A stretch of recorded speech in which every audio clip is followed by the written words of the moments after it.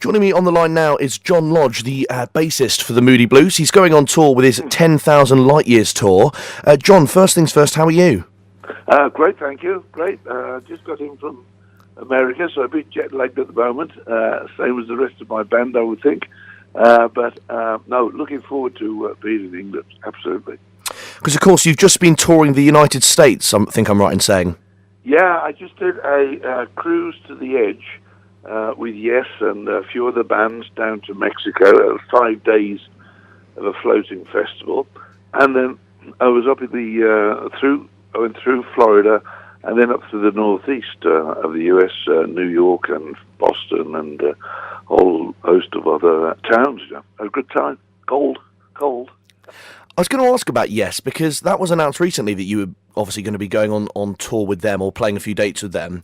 What's it like performing with a different band like that? Oh, it's been fantastic because, we all sort of grew up at the same time, really. And I think Yes were just slightly behind, after us.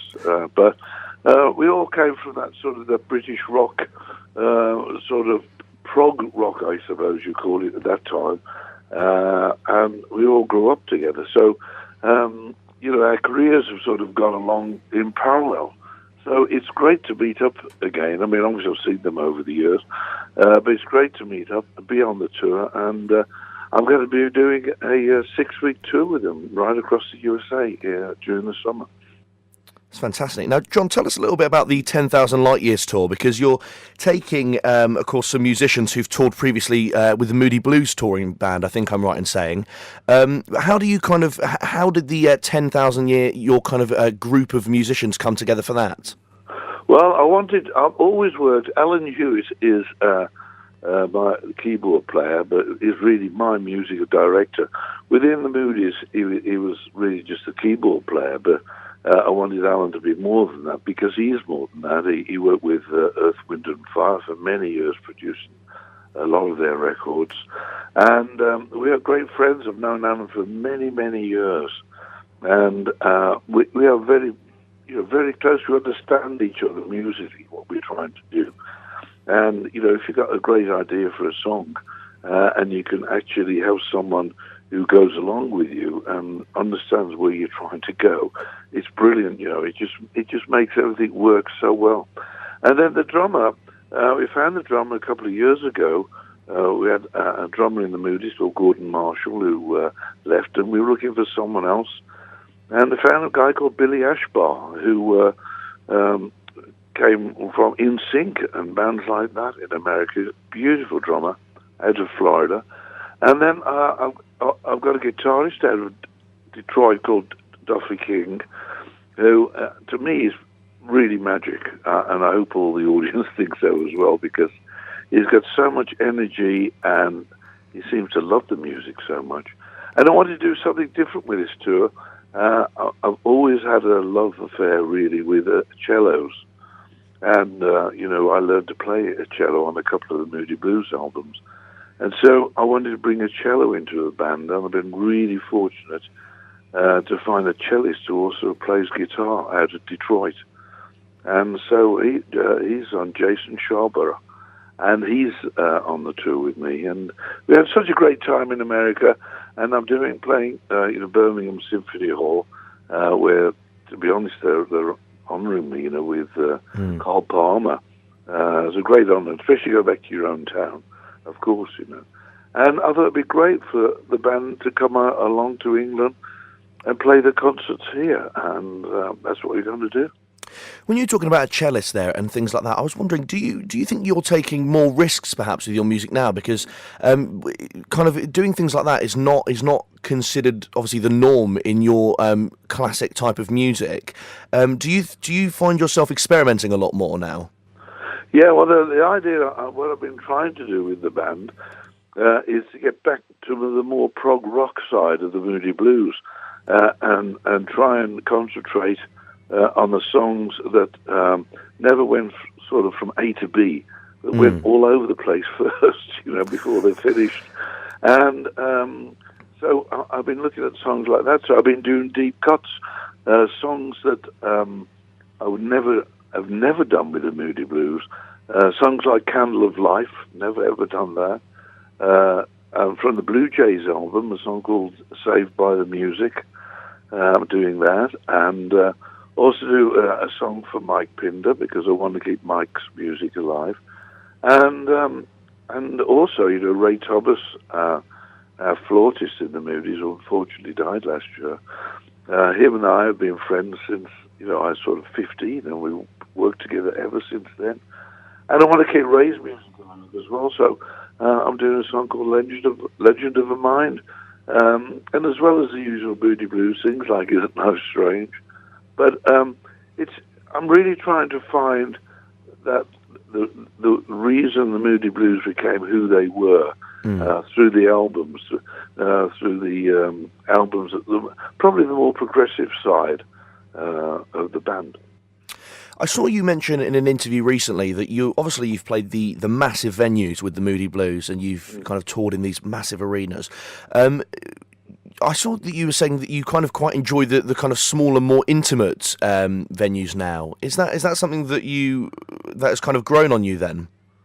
Well, to be honest, I like playing the big venues as well, I must say. But the small venues, they really make it concentrate more.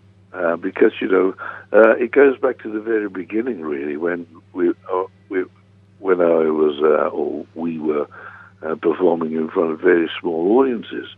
The people who are looking you straight in the eye from 6 feet away are your biggest, either the biggest fan or biggest detractor, and you've got to convince those people the music you're playing is, right, is the music they want to hear, or you hope they want to hear. And so have an intimate audience, like, the Albatross, probably the most intimate audience there is in London, and you are right in the laps of the audience. So I enjoy that because, to be honest, I do enjoy meeting fans and meeting people who want to talk about Moody Blues music or my music. I've got no problem with that. I enjoy that. Of course, one of the dates you've got coming up, in fact, it's this Saturday night, is at the Cadogen Hall in Chelsea. Is that a venue you know particularly well, John? Well, I'm really looking forward to that. I think the last time I played that was in the 60s. Oh, wow. It's a long time ago. But I'm looking forward to that because I'm looking forward to bringing the band, to London. And because, for me, I know the Moody Blues and myself, we're basically a Birmingham band. But I remember coming down to London at the very beginning, and the most important thing was to convince all these other bands in London that you were as good as, or hopefully better than they were, and there was always a great rivalry playing in all the clubs like the Speakeasy and the Bag of Nails in London, or the 100 Club. Or the Marquee. There's always a great rivalry. And, you hopefully by that time have got your band completely ready to take on the task. So I'm looking forward for the audience to see what they think of John Lodge and the 10,000 Light Year Band. And are you going to be dragging any of the band to a Birmingham City match while they're in the UK? I'd love to, but I'm scared. It would be great, Of course, Jasper Carrot's going to be there. Jasper's hosting the concert in Birmingham, and because Jasper and I are big Birmingham fans, but having dropped 9 points for other than football, I don't think there's a way back this year again. Yeah, that was perhaps bad news, I imagine, when you saw that. Oh, it was terrible news. John, I've got to ask you as well, but I saw this story in the Telegraph a few years ago. I've always wanted to ask you about it. So it says, John Lodge, I bought a car back from the US as excess baggage. Would you mind just elaborating on that a little bit? Yeah, I was living in America. We made an album called Octave in America, and I was living in America for about 18 months. And while I was there, I thought, well, I've got to live the American dream at that time. And I bought a Lincoln Continental two-door, white on white on white, and it was called a Cartier model. And this car was massive, absolutely massive. We're in America. to be honest, it didn't feel that big. But when I decided, I was there with my family, and when we decided to leave America, come back to England, because my wife wanted my children really to have continue with English education, we decided, we had a talk between ourselves, and I said, wouldn't it be great if we took a couple of weeks and we drive Route 66 all the way back across America, and then instead of going up to Chicago, we'd turn right, go to Nashville, go to the Old Opry, and go up to New York and get on the QE2. And that's what we decided to do, and we took 2 weeks doing that, which was a fabulous trip. We met so many interesting people, and we saw so many interesting places. It was incredible. And we really saw America as America was, and, I always wanted to know what Papa's Got a Brand New Bag meant. And that meant because of a lot of the states were dry. So if you went out to a dinner restaurant, you had to take your own wine in a brown bag. And it was quite fascinating coming from England, because none of that type of thing all worked at all. Anyway, I got to New York, and to be honest, I had booked first class coming back. I thought that would just put the icing on the cake of being away for so long. And I got there with the car, and they said, "Where's your luggage?" I said, "Well, it's in the boot, in the trunk." And they said, "Well, shall we take it out?" I said, "Well, no, I'm taking the car." And they said, "Pardon?" I said, "Well, it's unlimited luggage in first class." And I said I did tell someone I was bringing the car. And they went away, and it was then craned onto the QE2. And but the funny thing was actually that was funny.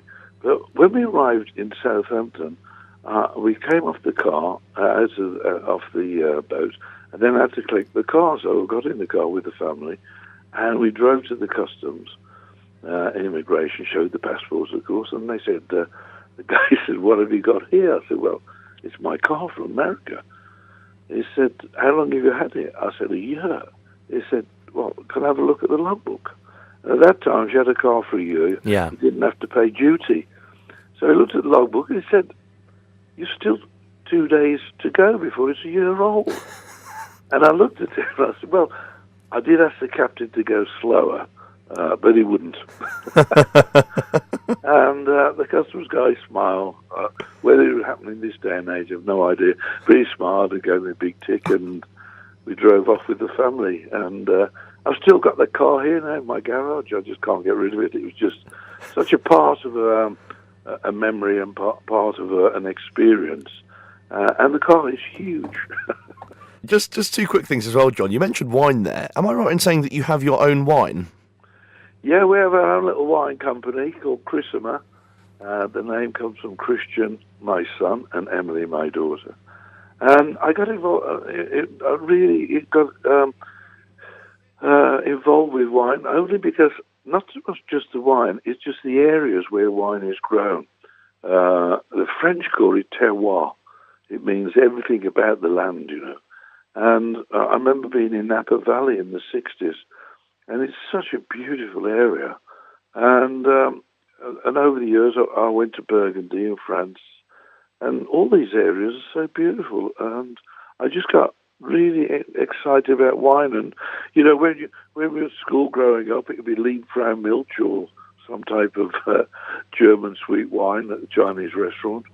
And then suddenly you find, red wines, and I sort of enjoyed red wine. So we decided to wander around the world finding winemakers, and I found one in California, in Napa, found one in Bordeaux in France, and found one in Southern Africa. And the South African guy, winemaker, we sort of developed a Chardonnay. And we actually won a gold medal in the International Wine Festival with that. So it's just something that's really enjoyable. And I'd recommend it to anyone, if you don't want a coastal holiday sitting by the beach, wander through areas of vineyards. You don't have to go abroad.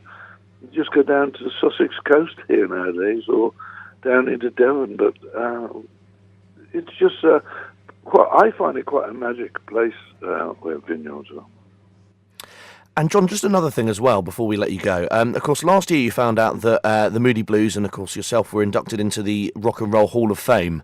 I mean, that must have been quite a moment. How did you find out that was happening? I got a phone call from my agent, a couple of months before, saying, "You're not going to believe this, John. You've been nominated for the Rock and Roll Hall of Fame." And it was, "Oh, great, thanks very much." And I carried on with my life, because... no time to dwell. It's an amazing institution, and I didn't realise the relevance of it. But the relevance was the amount of fans that voted for the Moody Blues. And to be honest, for me, it became really humbling. When you had almost 1 million people vote for you to go into the Hall of Fame, I just couldn't believe it, that our music had spread. I know we'd sold records, obviously, but for people to actually, to be part of people's psyche, to actually want to actually vote for you, that's a different thing. And as I say, it became really humbling. And then one day, we got a call, and they said, "Yeah, you've been inducted into the Hall of Fame." But it really didn't come over me until the day of the event, because we went there to the Rock and Roll Hall of Fame, and there's some Bon Jovi and Nina Simone and Dire Straits. It was such a great day. The whole day was really good, and I suddenly realised, there's all these British bands like us. America invented rock and roll. It came to England or to Great Britain, and we reinvented it and sent it back with far more success. And suddenly there we were in this Rock and Roll Hall of Fame. But what really sort of got to me, the importance of it for me, and the honour really, is that my hero was Buddy Holly, always was Buddy Holly. And I saw Buddy Holly at Birmingham Town Hall. And then suddenly there's Buddy Holly exhibition at the Rock and Roll Hall of Fame. And there I am, John Lodge and the Moody Blues, this kid from the council house in Birmingham, standing shoulder to shoulder with Buddy Holly in the same... and that's when it really hit me.